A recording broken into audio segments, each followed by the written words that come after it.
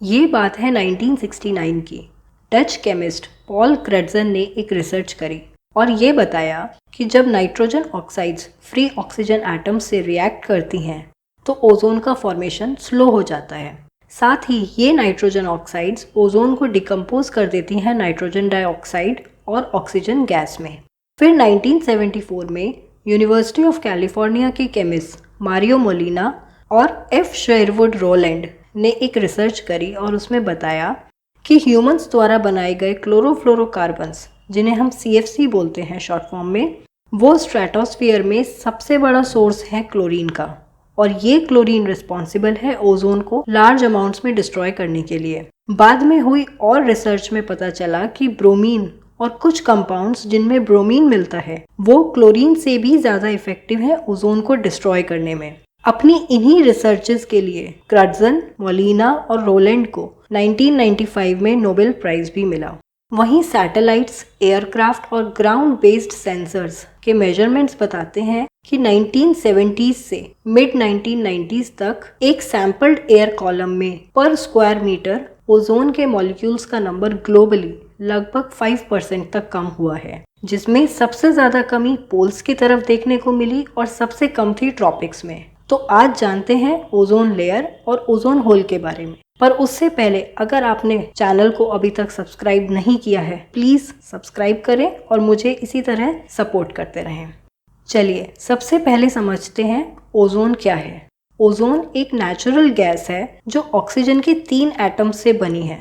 ये ओजोन हमें एटमॉस्फेयर की 2 लेयर्स में मिलती है, स्ट्रेटोस्फीयर एंड ट्रोपोस्फीयर। तो सबसे पहले हमें समझना होगा एटमॉस्फेयर की डिफरेंट लेयर्स कौन कौन सी हैं। हमारा एटमॉस्फेयर बहुत सी गैसेस, वाटर वेपर और डस्ट पार्टिकल्स से बना हुआ है और इस एटमॉस्फेयर ने अर्थ को चारों तरफ से कवर किया हुआ है। एटमॉस्फेयर की 5 लेयर्स होती हैं, जिसमें अर्थ सरफेस से एवरेज 13 किलोमीटर तक मिलती है ट्रोपोस्फियर। ये लोअर मोस्ट लेयर है और ये सबसे इंपॉर्टेंट लेयर है लाइफ के लिए। इस लेयर का हर 165 मीटर हाइट बढ़ने पर 1 डिग्री सेंटीग्रेड तक टेम्परेचर कम हो जाता है। ट्रोपोस्फियर की हाइट पोल्स पर रफली 8 किलोमीटर्स होती है और इक्वेटर पर लगभग 18 किलोमीटर्स। ट्रोपोस्फियर के बाद आती है स्ट्रेटोस्फियर। स्ट्रेटोस्फियर और ट्रोपोस्फियर को सेपरेट करता है ट्रोपोपॉज। ट्रोपोपॉज में टेम्परेचर कांस्टेंट बना रहता है। पोल्स पर ट्रोपोपॉज का टेम्परेचर होता है -45 डिग्री सेल्सियस और इक्वेटर पर होता है -80 डिग्री सेल्सियस। ट्रोपोपॉज के ऊपर मिलती है स्ट्रेटोस्फियर।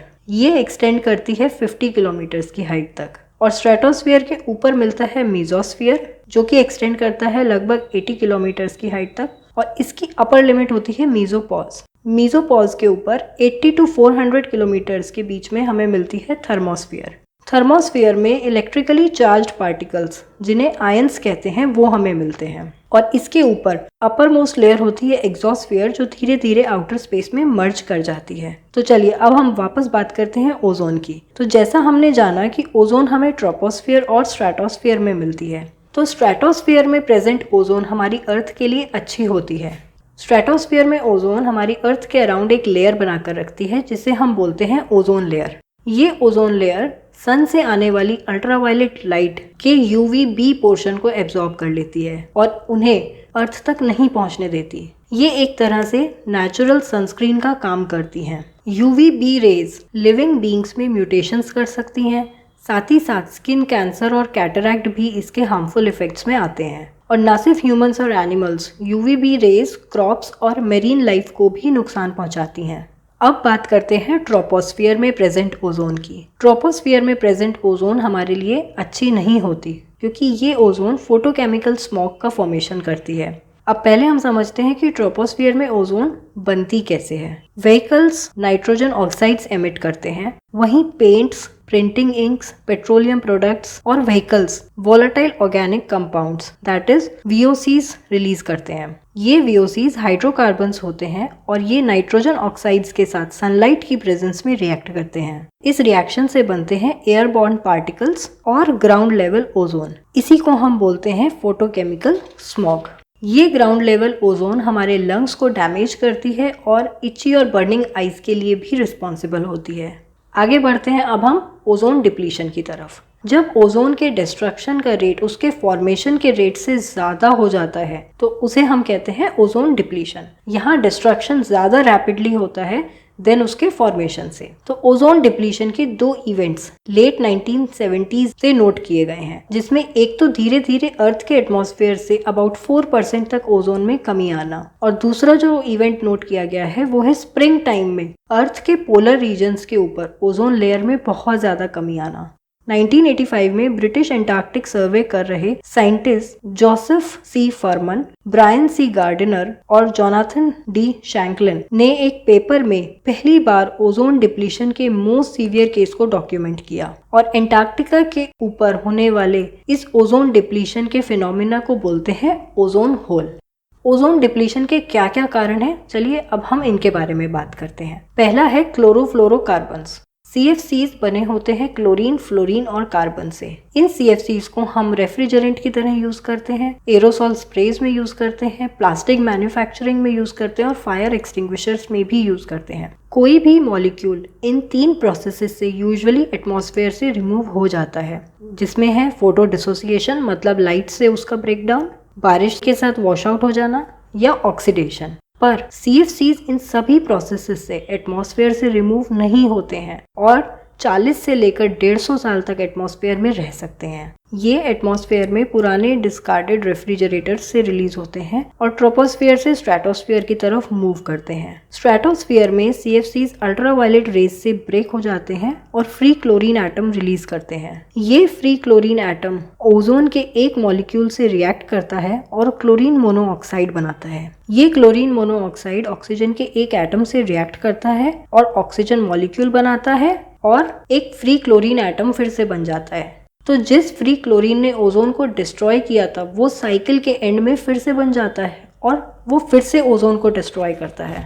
तो इस तरह एक क्लोरीन एटम 1 लाख से ज्यादा ओजोन मॉलिक्यूल्स को डिस्ट्रॉय कर सकता है। ये फ्री क्लोरीन तब तक इस साइकिल को चलाता रहता है जब तक उसे स्ट्रेटोस्फीयर में कोई रिएक्टिव नाइट्रोजन या हाइड्रोजन कंपाउंड नहीं मिल जाता है। दूसरा कारण है ओजोन डिप्लीशन का नाइट्रोजन ऑक्साइड्स, जिसके सोर्सेज हैं थर्मोन्यूक्लियर वेपन्स का एक्सप्लोजन, इंडस्ट्रीज से एमिशन और फर्टिलाइजर्स। तीसरा कारण है ब्रोमीन कंटेनिंग कंपाउंड्स जैसे हैलेंस और हाइड्रोब्रोमोफ्लोरोकार्बन्स। ये दोनों ही फायर एक्सटिंग्विशर्स में यूज होते हैं, साथ ही एक पेस्टिसाइड मिथाइल ब्रोमाइड में भी इनका यूज होता है। और एक रिसर्च में पाया गया है कि एक ब्रोमीन एटम ओजोन मॉलिक्यूल्स को डिस्ट्रॉय करने में एक क्लोरीन एटम से 100 टाइम्स ज्यादा इफेक्टिव है। अब इन सब के अलावा कुछ नेचुरल प्रोसेसेस जैसे कि वॉल्केनिक इरप्शंस का भी ओजोन लेवल पर इनडायरेक्ट इफेक्ट होता है, जैसे कि फिलीपींस के माउंट पिनाटुबो के 1991 के इरप्शन ने लार्ज अमाउंट्स में एरोसॉल्स प्रोड्यूस किए थे। ये एरोसॉल्स टाइनी पार्टिकल्स थे जिन्होंने क्लोरीन की ओजोन को डिस्ट्रॉय करने की क्षमता को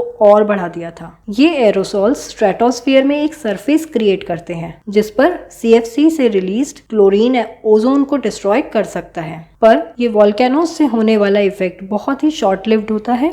ओजोन डिप्लीशन के मेजर सोर्सेज ह्यूमंस द्वारा ही बनाए गए हैं। सितंबर 16, 1987 में एक इंटरनेशनल ट्रीटी अडॉप्ट की गई थी जिसका नाम था मॉन्ट्रियल प्रोटोकॉल, फॉर्मली जिसे बोला गया Montreal protocol on substances that deplete the ozone layer. Initially इसको 46 कंट्रीज ने साइन किया था और अब 197 कंट्रीज ने इसे साइन किया है। ये यूनाइटेड नेशंस की हिस्ट्री में पहली ट्रीटी है जिसने यूनिवर्सल रैटिफिकेशन अचीव किया है और इंडिया मॉन्ट्रियल प्रोटोकॉल का पार्ट 19 जून 1992 को बना था। इस ट्रीटी का एम था वो सारे केमिकल्स जो ओजोन लेयर का डिप्लीशन कर रहे हैं उनका प्रोडक्शन और यूज कम करना। एंटार्क्टिक ओजोन होल 1990s और 21st सेंचुरी के फर्स्ट डिकेड में अपने साइज में लगातार बढ़ रहा था। हाल ही में 2018 में हुई एक स्टडी में पाया गया कि एंटार्क्टिका के ऊपर ओजोन लेयर में रिकवरी हुई है और ये हुआ है मॉन्ट्रियल प्रोटोकॉल को फॉलो करते हुए, जो ओजोन डिप्लीटिंग सब्सटेंसेस का यूज कम करने से। यूनाइटेड नेशंस की 2023 की रिपोर्ट बताती है कि अगर ओजोन डिप्लीटिंग सब्सटेंसेस का यूज कम करते रहें तो एंटार्क्टिक ओजोन होल 2066 तक और आर्कटिक ओजोन होल 2045 तक रिकवर कर सकते हैं। 1994 में यूनाइटेड नेशंस जनरल असेंबली ने 16 सितंबर को international day for preservation of the ozone layer घोषित किया था। ये वही 16 सितंबर थी जब 1987 को मॉन्ट्रियल प्रोटोकॉल साइन किया गया था। इस साल 2023 का ओजोन डे का थीम है Montreal protocol fixing the ozone layer and reducing climate change. तो आइए मिलकर काम करते हैं और लोगों को जागरूक करते हैं। धरती सिर्फ हमारी नहीं, दूसरे जीव जंतुओं की भी है। हमारी फ्यूचर जनरेशन्स को भी यहीं जीवित रहने के लिए साधन चाहिए। चलिए एक कदम बढ़ाएं इसे और बेहतर जगह बनाने में। आज के लिए इतना ही। आपसे फिर मिलेंगे अगले वीडियो में एक नए टॉपिक के साथ।